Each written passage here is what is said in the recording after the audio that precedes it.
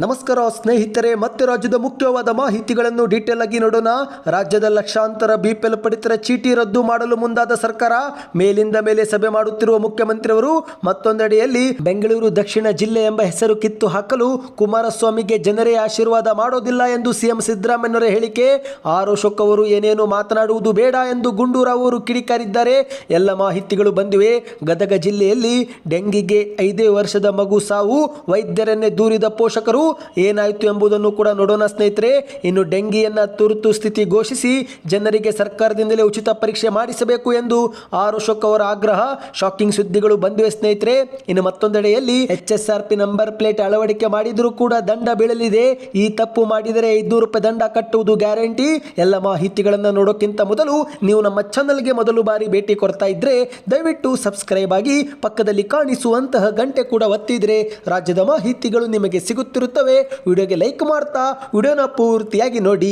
ಮೊದಲನೇ ಮುಖ್ಯವಾದ ಮಾಹಿತಿ, ಇದೀಗ ರಾಜ್ಯದ ಮುಖ್ಯಮಂತ್ರಿ ಸಿದ್ದರಾಮಯ್ಯನವರು ಸತತ 2 ದಿನಗಳ ಕಾಲ ಜಿಲ್ಲಾಧಿಕಾರಿ ಹಾಗೂ ಜಿಲ್ಲಾ ಪಂಚಾಯತ್ ಮುಖ್ಯ ಕಾರ್ಯನಿರ್ವಹಣಾಧಿಕಾರಿಗಳ ಜೊತೆಗೆ ಸಭೆ ಮಾಡುತ್ತಿದ್ದು, ಇದೇ ಸಭೆಯಲ್ಲಿ ಹಲವಾರು ವಿಚಾರಗಳ ಬಗ್ಗೆ ಚರ್ಚೆ ಮಾಡಿದ್ದಾರೆ. ಅದರಲ್ಲಂತೂ ಪ್ರಮುಖವಾಗಿ ಬಿಪಿಎಲ್ ಕಾರ್ಡ್ ಕುರಿತಂತೆ ದೊಡ್ಡ ಚರ್ಚೆ ನಡೆದಿದೆ. ಹೌದು, ಸಭೆಯಲ್ಲಿ ಮುಖ್ಯಮಂತ್ರಿ ಸಿದ್ದರಾಮಯ್ಯನವರು ಕರ್ನಾಟಕದಲ್ಲಿರುವ ಬಿಪಿಎಲ್ ಪಡಿತರ ಚೀಟಿ ಸಂಖ್ಯೆ ಬಗ್ಗೆ ಆತಂಕ ವ್ಯಕ್ತಪಡಿಸಿದ್ದಾರೆ. ಯಾಕಂದ್ರೆ ಸ್ನೇಹಿತರೆ, ಇಂದು ಲಕ್ಷಾಂತರ ಕುಟುಂಬಗಳು ಬಡತನ ರೇಖೆಗಿಂತ ಮೇಲಿದ್ದರೂ ಕೂಡ APL ಕಾರ್ಡ್ ಅನ್ನ ಪಡೆಯದೆ ಬಿಪಿಎಲ್ ಕಾರ್ಡ್ ಪಡೆದುಕೊಂಡು ಸರ್ಕಾರದ ಲಾಭಗಳನ್ನು ಪಡೆಯುತ್ತಿದ್ದಾರೆ. ಹಾಗಾಗಿ ಸಿದ್ದರಾಮಯ್ಯನವರು ಈ ಬಗ್ಗೆ ಆತಂಕ ವ್ಯಕ್ತಪಡಿಸಿದ್ದು, ಕೂಡಲೇ ಅನರ್ಹ ಬಿಪಿಎಲ್ ಪಡಿತರ ಚೀಟಿ ಪಡೆದವರನ್ನ ಪತ್ತೆ ಮಾಡಿ ಅವರ ಬಿಪಿಎಲ್ ಕಾರ್ಡ್ ರದ್ದು ಮಾಡಿ ನಂತರ ಅವರಿಗೆ APL ಕಾರ್ಡ್ಗೆ ಪರಿವರ್ತನೆ ಆಗಲು ಸೂಚಿಸಿ ಎಂದು ಸಭೆಯಲ್ಲಿ ಮುಖ್ಯಮಂತ್ರಿಯವರು ಖಡಕ್ ಆದೇಶವನ್ನ ಕೊಟ್ಟಿದ್ದಾರೆ. ಹೌದು, ಯಾಕಂದ್ರೆ ಸ್ನೇಹಿತರೆ, ನೀತಿ ಆಯೋಗದ ಪ್ರಕಾರ ಕರ್ನಾಟಕದಲ್ಲಿ ಬಡವರ ಸಂಖ್ಯೆ ಕಡಿಮೆ ಆಗಿದೆ, ಆದರೆ ಬಿಪಿಎಲ್ ಪಡಿತರ ಚೀಟಿ ಹೊಂದಿರುವ ಸಂಖ್ಯೆ ಮಾತ್ರ ಕಡಿಮೆ ಆಗಿಲ್ಲ. ಹಾಗಾಗಿ ಇದಕ್ಕೆ ಕಾರಣ ಏನು ಎಂದು ಅಧಿಕಾರಿಗಳ ಜೊತೆಗೆ ಮುಖ್ಯಮಂತ್ರಿಯವರು ಸಭೆ ಮಾಡಿದ್ದಾರೆ. ಕೂಡಲೇ ಅನರ್ಹ ವ್ಯಕ್ತಿಗಳನ್ನು ಗುರುತಿಸಿ ಅವರ ಬಿಪಿಎಲ್ ಕಾರ್ಡ್ ರದ್ದು ಮಾಡಿ ಅವರಿಗೆ APL ಕಾರ್ಡ್ ಕೊಡಬೇಕು ಎಂದು ಮುಖ್ಯಮಂತ್ರಿಯವರು ಸೂಚನೆ ಕೊಟ್ಟಿದ್ದಾರೆ ಸ್ನೇಹಿತರೆ. ಹಾಗಾದ್ರೆ ಬಿಪಿಎಲ್ ಪಡಿತರ ಚೀಟಿ ಪಡಿಬೇಕಂದ್ರೆ ಏನೆಲ್ಲ ಅರ್ಹತೆ ಇರಬೇಕು ಎಂಬುದನ್ನು ಕೂಡ ನೋಡೋಣ. ಹೌದು, ಬಿಪಿಎಲ್ ಪಡಿತರ ಚೀಟಿ ಪಡಿಬೇಕಂದ್ರೆ ನಿಮ್ಮ ಕುಟುಂಬದ ವರ್ಷದ ಆದಾಯ 1,20,000ಕ್ಕಿಂತ ಕಡಿಮೆ ಇರಬೇಕು. ಬಿಳಿ ಬಣ್ಣ ನಂಬರ್ ಪ್ಲೇಟ್ ಹೊಂದಿರುವ 4 ಚಕ್ರದ ವಾಹನ ನಿಮ್ಮ ಬಳಿ ಇರಬಾರದು. ಆದಾಯ ತೆರಿಗೆ ನೀವು ಕಟ್ಟುತ್ತಿರಬಾರದು ಮತ್ತು ನಿಮ್ಮ ಬಳಿ 3 ಹೆಕ್ಟೇರ್ಗಿಂತ ಹೆಚ್ಚು ಭೂಮಿ ಇರಬಾರದು. ನಗರ ಪ್ರದೇಶದಲ್ಲಿ 1,000 ಚದರ ಅಡಿ ವಿಸ್ತೀರ್ಣದ ಸ್ವಂತ ಮನೆಯೂ ಕೂಡ ನಿಮ್ಮ ಬಳಿ ಇರಬಾರದು. ಸರ್ಕಾರಿ ಅಥವಾ ಅರೆ ಸರ್ಕಾರಿ ಉದ್ಯೋಗದಲ್ಲಿ ಇದ್ರೂ ಕೂಡ ಬಿಪಿಎಲ್ ಕಾರ್ಡ್ ಪಡೆಯುವಂತಿಲ್ಲ ಎಂಬ ನಿಯಮ ಸರ್ಕಾರ ಜಾರಿಗೆ ಮಾಡಿದೆ ಸ್ನೇಹಿತರೆ. ಒಂದು ವೇಳೆ ಏನಾದರೂ ಈ ಒಂದು ನಿಯಮದಲ್ಲಿ ನೀವು ಬರ್ತಾ ಇದ್ರೆ ಬಿಪಿಎಲ್ ಕಾರ್ಡ್ ಅನ್ನು ನೀವು ರದ್ದು ಮಾಡಬೇಕಾಗುತ್ತೆ ಮತ್ತು APL ಪಡಿತರ ಚೀಟಿಯನ್ನ ಪಡಿಬೇಕಾಗುತ್ತೆ. ಇನ್ನಿದೀಗ ಎರಡನೇ ಮುಖ್ಯವಾದ ಮಾಹಿತಿ, ರಾಮನಗರ ಜಿಲ್ಲೆಯನ್ನು ಬೆಂಗಳೂರು ದಕ್ಷಿಣ ಜಿಲ್ಲೆ ಎಂದು ಹೆಸರಿಡಲು ಕಾಂಗ್ರೆಸ್ ಸರ್ಕಾರ ನಿರ್ಧರಿಸಿದ್ದು, ಇದಕ್ಕೆ ಮಾಜಿ ಮುಖ್ಯಮಂತ್ರಿ ಕುಮಾರಸ್ವಾಮಿ ಅವರು ವಿರೋಧ ವ್ಯಕ್ತಪಡಿಸಿದ್ದಾರೆ. ಒಂದು ವೇಳೆ ಏನಾದರೂ ರಾಮನಗರ ಜಿಲ್ಲೆಯನ್ನ ಕಾಂಗ್ರೆಸ್ ಸರ್ಕಾರ ಬೆಂಗಳೂರು ದಕ್ಷಿಣ ಎಂಬ ಹೆಸರು ಕೊಟ್ಟರೆ ಮುಂದೆ ನಾವು ಅಧಿಕಾರಕ್ಕೆ ಬಂದಾಗ ಮತ್ತೆ ಬೆಂಗಳೂರು ದಕ್ಷಿಣ ಹೆಸರು ಕಿತ್ತು ಹಾಕಿ ರಾಮನಗರ ಜಿಲ್ಲೆ ಎಂದು ಮರುನಾಮಕರಣ ಮಾಡುವುದಾಗಿ ಕುಮಾರಸ್ವಾಮಿ ಅವರು ಹೇಳಿಕೆಯನ್ನು ಕೊಟ್ಟಿದ್ದಾರೆ. ಇನ್ನು ಕುಮಾರಸ್ವಾಮಿ ಅವರ ಹೇಳಿಕೆಗೆ ಮುಖ್ಯಮಂತ್ರಿ ಸಿದ್ದರಾಮಯ್ಯನವರು ಮೈಸೂರಲ್ಲಿ ತಿರುಗೇಟು ಕೊಟ್ಟಿದ್ದಾರೆ.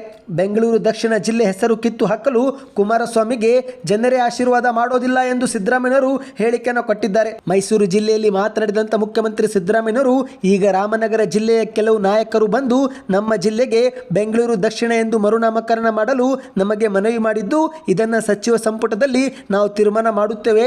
ಇನ್ನು ಕೇಂದ್ರ ಸಚಿವರಾಗಿರುವ ಕುಮಾರಸ್ವಾಮಿ ಅವರು ನಾವು ಅಧಿಕಾರಕ್ಕೆ ಬಂದರೆ ಪುನಃ ಹೆಸರು ಕಿತ್ತು ಹಾಕುತ್ತೇವೆ ಎಂದು ಹೇಳಿದ್ದಾರೆ.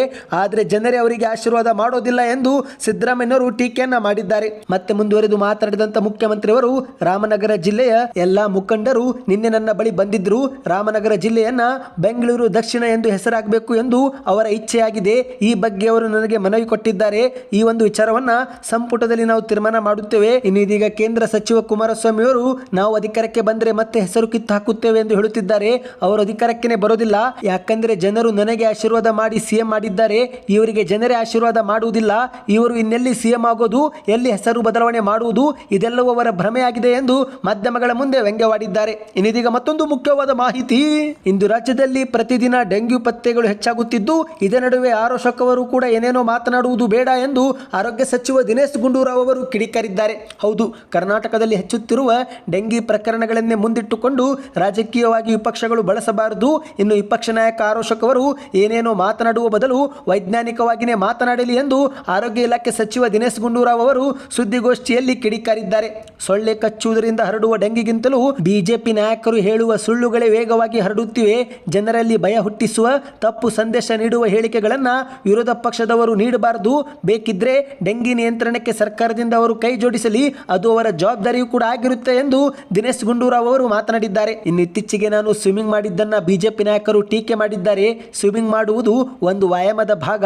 ನನ್ನ ದೈಹಿಕ ಹಿತದೃಷ್ಟಿಯಿಂದ ನಾನು ಸ್ವಿಮ್ಮಿಂಗ್ ಮಾಡಿದೆ, ಅದನ್ನೇ ಬಿಜೆಪಿಗರು ಟೀಕೆ ಮಾಡ್ತಿದ್ದಾರೆ. ಅವರಿಗೆ ಸ್ವಿಮ್ಮಿಂಗ್ ಮಾಡುವುದೆಂದ್ರೇನೆ ಮೋಜು ಮಸ್ತಿ ಅಂತ ಅವರು ಅಂದುಕೊಂಡಿದ್ದಾರೆ ಎಂದು ಗುಂಡೂರಾವ್ ಅವರು ವ್ಯಂಗ್ಯವಾಡಿದ್ದಾರೆ. ಇದೇ ನಡುವೆ ಯಾರೂ ಕೂಡ ಆಸ್ಪತ್ರೆಗಳಲ್ಲಿ ಡೆಂಗಿ ಪತ್ತೆ ಪರೀಕ್ಷೆಗೆ ಹೆಚ್ಚಿನ ಹಣ ಪಡೆಯುವಂತಿಲ್ಲ. ಒಂದು ವೇಳೆನಾದರೂ ಹೆಚ್ಚಿಗೆ ಹಣ ಕೇಳಿದರೆ ಅಂತಹ ಆಸ್ಪತ್ರೆಗಳ ವಿರುದ್ಧ ನಮಗೆ ದೂರು ನೀಡಿ ನಾವು ಕಾನೂನು ಕ್ರಮ ತೆಗೆದುಕೊಳ್ಳುತ್ತೇವೆ ಎಂದು ಕೂಡ ಸೂಚನೆ ಕೊಟ್ಟಿದ್ದಾರೆ. ಇನ್ನೀಗ ಮತ್ತೊಂದು ಮುಖ್ಯವಾದ ಮಾಹಿತಿ. ನಿಮಗೆಲ್ಲರಿಗೂ ಗೊತ್ತಿರುವ ಹಾಗೆ ರಾಜ್ಯಾದ್ಯಂತ ಡೆಂಗಿ ಜ್ವರ ಜೋರಾಗಿ ಹಬ್ಬುತ್ತಿದೆ. ಅದರಲ್ಲಂತೂ ಮುಖ್ಯವಾಗಿ ಸಣ್ಣ ಮಕ್ಕಳಿಗೆ ಇದು ಜೋರಾಗಿನೇ ಪರಿಣಮಿಸುತ್ತಿದೆ. ಹೌದು ಸ್ನೇಹಿತರೆ, ಹಾಸನ ಜಿಲ್ಲೆ ಒಂದರಲ್ಲೇ 15 ವರ್ಷದ ಒಳಗಿನ 3 ಹೆಣ್ಣು ಮಕ್ಕಳು ಡೆಂಗಿ ಜ್ವರಕ್ಕೆ ಮೃತಪಟ್ಟಿದ್ದಾರೆ. ಇದೀಗ ಗದಗ ಜಿಲ್ಲೆಯಲ್ಲೂ ಕೂಡ ಇಂತಹದ್ದೇ ಘಟನೆ ನಡೆದಿದೆ. ಹೌದು, ಗದಗ ಜಿಲ್ಲೆಯಲ್ಲಿ ಡೆಂಗಿ ರೋಗಕ್ಕೆ 5 ವರ್ಷದ ಸಣ್ಣ ಮಗು ಸಾವನ್ನಪ್ಪಿದ್ದು ಇದಕ್ಕೆ ವೈದ್ಯರೇ ಕಾರಣ ಎಂದು ಪೋಷಕರು ಆಕ್ರೋಶವನ್ನು ವ್ಯಕ್ತಪಡಿಸಿದ್ದಾರೆ. ಮಹಾಮಾರಿ ಡೆಂಗಿಗೆ ಗದಗ ಜಿಲ್ಲೆಯಲ್ಲಿ 5 ವರ್ಷದ ಮಗು ಈಗ ಸಾವನ್ನಪ್ಪಿದ್ದು ಇದಕ್ಕೆ ವೈದ್ಯರ ನಿರ್ಲಕ್ಷ್ಯವೇ ಕಾರಣ ಎಂದು ಪೋಷಕರು ಆರೋಪ ಮಾಡಿದ್ದಾರೆ. ಅಷ್ಟಕ್ಕೂ ಏನಾಯ್ತಂದ್ರೆ ಸ್ನೇಹಿತರೆ, ಬೆಡ್ ಇಲ್ಲದೆ 2 ಗಂಟೆ ಮಗು ನರಳಾಟ ಮಾಡಿದೆ. ಅಡ್ಮಿಟ್ ಮಾಡಿಕೊಳ್ಳಲು ಕೂಡ ಜಿಲ್ಲಾಸ್ಪತ್ರೆ ವೈದ್ಯರು ಹಿಂದೇಟು ಹಾಕಿದ್ದಾರೆ ಎಂದು ಪೋಷಕರು ಆರೋಪ ಮಾಡಿದ್ದಾರೆ.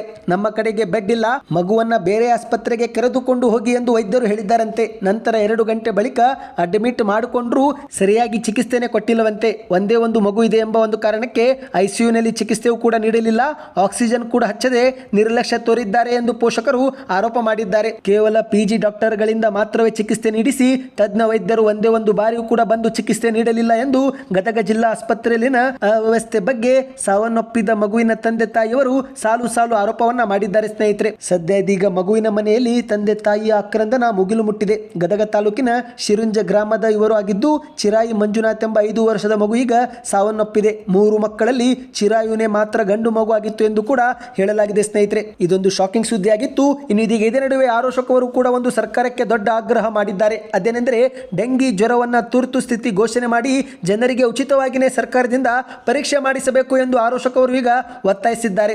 ರಾಜ್ಯದಲ್ಲಿ ಕೂಡಲೇ ಡೆಂಗಿ ತುರ್ತು ಪರಿಸ್ಥಿತಿ ಎಂದು ಘೋಷಣೆ ಮಾಡಬೇಕು, ಜೊತೆಗೆ ಸರ್ಕಾರದಿಂದಲೇ ಉಚಿತವಾಗಿ ಪರೀಕ್ಷೆಯೂ ಕೂಡ ಮಾಡಿಸಬೇಕು ಎಂದು ಆರೋಶಕವರು ಆಗ್ರಹಿಸಿದ್ದಾರೆ. ಜಯನಗರ ಸಾರ್ವಜನಿಕ ಆಸ್ಪತ್ರೆಗೆ ಭಾನುವಾರ ಭೇಟಿ ಕೊಟ್ಟು ಮಾತನಾಡಿದಂತ ಆರೋಶಕವರು ಸರ್ಕಾರ ಪ್ರತಿ ತಾಲೂಕಿನಲ್ಲಿ ಟಾಸ್ಕ್ ಫೋರ್ಸ್ ಅನ್ನು ರಚಿಸಿ ಔಷಧಿ ಪೂರೈಸುವ ಮತ್ತು ರೋಗ ನಿಯಂತ್ರಿಸುವ ಕ್ರಮವನ್ನು ವಹಿಸಬೇಕಾಗಿತ್ತು. ಆದರೆ ಸರ್ಕಾರ ಯಾವುದೇ ಕೆಲಸವನ್ನೇ ಮಾಡುತ್ತಿಲ್ಲ. ಇಂದು ರಾಜ್ಯದಲ್ಲಿ 2 ಲಕ್ಷಕ್ಕೂ ಅಧಿಕ ಮಂದಿಗೆ ಡೆಂಗಿ ಜ್ವರ ಇದೆ ಎಂದು ಗೊತ್ತಾಗಿದೆ. ಈಗ ಅವರ ಪರೀಕ್ಷೆ ವೆಚ್ಚವನ್ನ ಸರ್ಕಾರವೇ ಭರಿಸಬೇಕು. ರಾಜ್ಯದಲ್ಲಿ ಡೆಂಗಿ ರೋಗ ವೇಗವಾಗಿ ಹರಡುತ್ತಿದ್ದು ಪ್ರತಿದಿನ 3 ರಿಂದ 4 ಜನರು ಸಾವಿಗೀಡಾಗುತ್ತಿದ್ದಾರೆ ಎಂದು ಆರೋಶಕವರು ಹೇಳಿಕೆಯನ್ನು ಕೊಟ್ಟಿದ್ದಾರೆ. ಇಂದು ಬೆಂಗಳೂರು ಸೇರಿದಂತೆ ಎಲ್ಲ ಭಾಗಗಳಲ್ಲಿ ಜನರು ಡೆಂಗಿ ಜ್ವರಕ್ಕೆ ಭಯಕ್ಕೊಳಗಾದರೂ ಸರ್ಕಾರಕ್ಕೆ ಈ ಬಗ್ಗೆ ಸ್ವಲ್ಪನೂ ಭಯವಿಲ್ಲ. ಇನ್ನು ಪರೀಕ್ಷೆ ನಡೆಸಿದ ಪೈಕಿ 14% ಮಂದಿಯಲ್ಲಿ ಡೆಂಗಿ ಸೋಂಕು ಕಾಣಿಸಿಕೊಳ್ಳುತ್ತಿದೆ. ಇನ್ನು ಬೇರೆ ರೋಗಗಳಿರುವ ವ್ಯಕ್ತಿಗಳಿಗೆ ಡೆಂಗಿ ಜ್ವರ ಬಂತಂದ್ರೆ ಅಲ್ಲಿ ಸಾವಿನ ಸಾಧ್ಯತೆ ಹೆಚ್ಚಾಗಿ ಬಿಡುತ್ತಿದೆ. ಎಲ್ಲೆಡೆ ಕಸದ ರಾಶಿ ಇದೆ, ಮಳೆಯಿಂದ ಅಲ್ಲಲ್ಲಿ ನೀರು ಸಂಗ್ರಹವಾಗ್ತಿದೆ. ಆದರೂ ಕೂಡ ಸರ್ಕಾರ ಏನೂ ಕ್ರಮ ವಹಿಸುತ್ತಿಲ್ಲ ಎಂದು ಅಸಮಾಧಾನ ವ್ಯಕ್ತಪಡಿಸಿದ್ದಾರೆ. ಇಂದು ರಾಜ್ಯದಲ್ಲಿ ಮಕ್ಕಳಿಗೆ ಡೆಂಗಿ ರೋಗ ಹೆಚ್ಚಾಗಿ ಬರುತ್ತಿದ್ದು ಅಧಿಕಾರಿಗಳು ಕೊಠಡಿ ಬಿಟ್ಟು ಹೊರಗೇನೆ ಬರುತ್ತಿಲ್ಲ. ಸರ್ಕಾರ ಡೆಂಗಿ ತುರ್ತು ಪರಿಸ್ಥಿತಿ ಘೋಷಣೆ ಮಾಡಿದರೆ ಮಾತ್ರ ಅಧಿಕಾರಿಗಳು ಸರಿಯಾಗಿ ಕಾರ್ಯನಿರ್ವಹಿಸಲು ಸಾಧ್ಯ ಎಂದು ಆರೋಶಕವರು ಮಾತನಾಡಿದ್ದಾರೆ. ಸ್ನೇಹಿತರೆ, ಇದೊಂದು ಮುಖ್ಯವಾದ ಮಾಹಿತಿಯಾಗಿತ್ತು. ಇನ್ನು ಇದೀಗ ಕೊನೆಯ ಮುಖ್ಯವಾದ ಮಾಹಿತಿ. ಇದೀಗ ರಾಜ್ಯದಲ್ಲಿ HSRP ನಂಬರ್ ಪ್ಲೇಟ್ ಅಳವಡಿಕೆ ಮಾಡುವುದು ಕಡ್ಡಾಯವಾಗಿದ್ದು ವಾಹನ ಸವಾರರಿಗೆ HSRP ನಂಬರ್ ಪ್ಲೇಟ್ ಅಳವಡಿಕೆ ಮಾಡಲು ಕೂಡ ಸೆಪ್ಟೆಂಬರ್ 15ರವರೆಗೆ ವಿಸ್ತರಣೆ ಮಾಡಿದ್ದಾರೆ. ಆದರೆ ಈ ಒಂದು ನಡುವೆ ಮತ್ತೊಂದು ಶಾಕಿಂಗ್ ಸುದ್ದಿ ಬಂದಿದೆ ಸ್ನೇಹಿತರೆ. ಅದೇನೆಂದರೆ, ನೀವು HSRP ನಂಬರ್ ಪ್ಲೇಟ್ ಅಳವಡಿಕೆ ಮಾಡಿದ್ರು ಕೂಡ ಈ ಸಣ್ಣ ತಪ್ಪಿನಿಂದ ಮತ್ತೆ ದಂಡ ಕಟ್ಟಬೇಕಾಗುತ್ತೆ. ಹೌದು ಸ್ನೇಹಿತರೆ, HSRP ನಂಬರ್ ಪ್ಲೇಟ್ ಅಳವಡಿಕೆ ಆದ ಮೇಲೆ ನಂಬರ್ ಪ್ಲೇಟ್ ಮೇಲೆ ಯಾವುದೇ ರೀತಿಯ ಸ್ಟಿಕರ್ ಅನ್ನು ಹಾಕಿಸುವಂತಿಲ್ಲ. ಅಂದ್ರೆ ಸ್ನೇಹಿತರೆ, HSRP ನಂಬರ್ ಪ್ಲೇಟ್ ಮೇಲೆ ಯಾವುದೇ ರೀತಿಯ ಬರಹಗಳಾಗಲಿ ಅಥವಾ ಸಿನಿಮಾ ನಟರ ಫೋಟೋ ಆಗಲಿ ಅಥವಾ ಇನ್ನಿತರೆ ಯಾವುದಾದರೂ ಸ್ಟಿಕರ್ಗಳನ್ನು ಅಂಟಿಸುವಂತಿಲ್ಲ. ಒಂದು ವೇಳೆ ಏನಾದರೂ ಹೀಗೆ ಮಾಡಿದ್ದೇ ಆದರೆ ಅಂತಹ ವಾಹನ ಸವಾರರಿಗೆ ದಂಡದ ಬಿಸಿ ಮುಟ್ಟಲಿದೆ. ಸ್ನೇಹಿತರೆ, ಇದೊಂದು ಶಾಕಿಂಗ್ ಸುದ್ದಿಯಾಗಿದೆ. ಅಂದ ಹಾಗೆ HSRP ನಂಬರ್ ಪ್ಲೇಟ್ ಕರ್ನಾಟಕದಲ್ಲಿ ಕಡ್ಡಾಯ.